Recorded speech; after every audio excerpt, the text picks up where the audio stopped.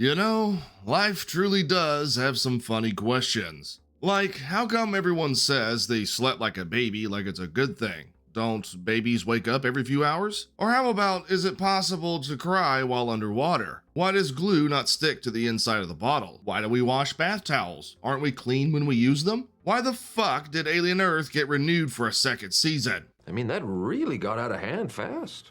It jumped up a notch. It did, didn't it? Yes, you heard that correctly, dear viewer. The show that finally broke the Alien franchise, that managed to do more damage than Prometheus and Covenant combined, by turning the Xenomorph into a Pokemon that could be controlled by the shitty haircut-having Mary Sue, was renewed by Disney last night, with Noah Hawley signed on to write and direct the second season.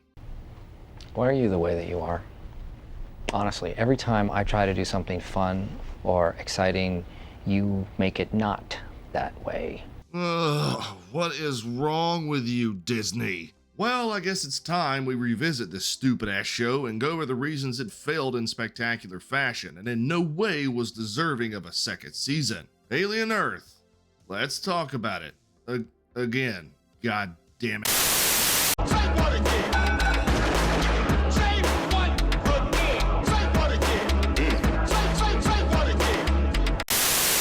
So, I had a hard time figuring out my biggest contention with this thing, because God knows there's enough for any fan of the Alien franchise to be pissed off about. But I think my most focused source of anger was Wendy, or as I called her through all of my episode breakdowns, shitty haircut. Actually, this abomination of a hairstyle is probably, it's probably the worst thing about this show. But seriously, it was truly a test of my patience, watching her go from a pretty likable, pretty relatable hero of sorts, just trying to find her way after going from being a sick child to an overpowered synthetic human in the first couple of episodes, to an obnoxious, smug shithead that had the writers throwing everything up against the wall to see what would stick. Which was none of it, unless you have the media literacy of a potato, and in that case, you probably like this show. Is that like a personal attack or something? We interrupt our program to bring you this important message. Oh, I forgot to mention, because I was too worried about my blood pressure rising too fast too quickly, that everything I'm saying is up for discussion as always. So if you have anything you want to add, if you agree with me, or counter if you disagree with me, let me know your thoughts in the comments down below and I'll respond to you in due time. I don't believe in holding or deleting anything. Moderation is off. Just attack opinions, not people, and for the love of God, be intelligent. None of this, wah, shut up, you don't like what I like bullshit. Tell me, do you want to see a child in an adult body 1v1 a xenomorph behind closed doors? And win? Do you want to see her slowly train another xenomorph from birth, magically learning how to speak in its language to the point that when it's fully grown, she can call on it like it's Toothless from fucking How to Train Your Dragon? How does she get this ability in the first place? You know, an ability that no other person in the Alien franchise has ever achieved. No damn clue. Of course.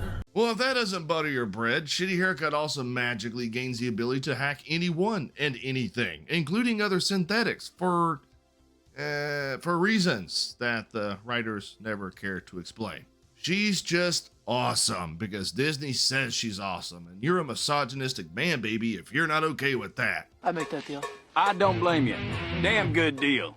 Alien Earth has all the familiar hallmarks of Disney writing and characterizations, giving us yet another unstoppable, overpowered girl boss that never does anything notable to gain her powers, all the while bastardizing one of cinema's most iconic monsters in the process. I mean, just look at this crap. The actor in the shitty rubber suit's pretty much having to dance in order to move in the fucking thing.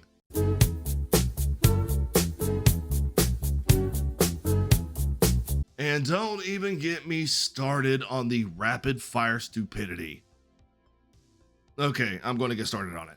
From pretty much the beginning, the entire plot hinges on the most contrived, convenient dumbassery just for things to move along.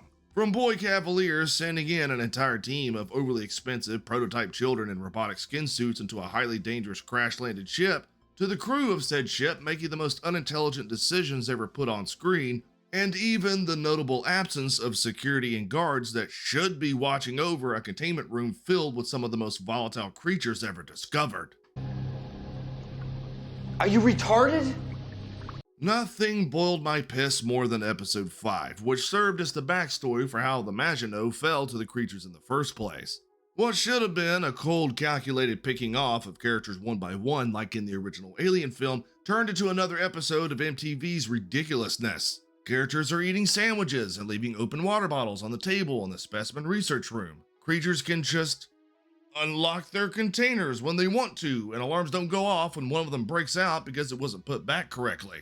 Oh, and the doctors? Yeah, doctors don't use protective gear when performing surgical procedures, and while all of this is going on, nobody is watching the mounds of security cameras placed all along the ship. This entire episode played into the worn-out, overused trope that everyone in a horror production has to be stupid so that the rest of the plot can happen. A trope that became so grating and laughable in the industry, it was almost abandoned entirely in the 90s when films like Scream and Bride of Chucky started making fun of it. But this is a Disney production, you see. They don't give a shit that nothing makes sense. They've got a story to tell. Go, go, go!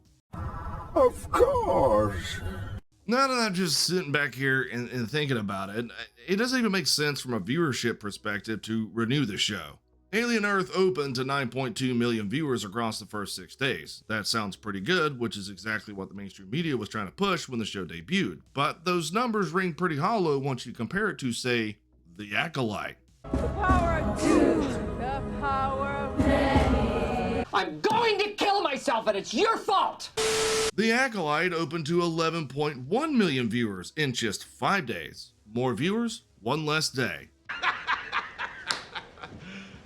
You serious? Yep, you heard that correctly. The Acolyte, which quickly became the laughingstock of the entire internet for months and got canceled after its first season, had higher viewership numbers than Alien Earth. But Toller talks, how did each show do as their seasons went along? We can't judge everything based off of the premiere. You're correct, person I just made up in my head in order to say the following. We can't judge everything based off the first couple of episodes, but Disney has a nasty habit of releasing official viewership numbers when things look halfway decent, and then oddly getting silent once things don't. Coincidence? I think not!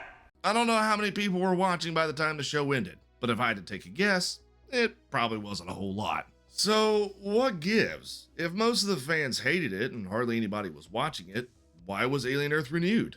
Well, fuck if I know for certain, but with what looks like the unfortunate success of Predator Badlands, which I toured you asshole and a link to it will be at the end of this video, it seems like Disney is moving forward with this new Predator Alien universe that they've created this year. And I don't know about you, but I'm most certainly not excited.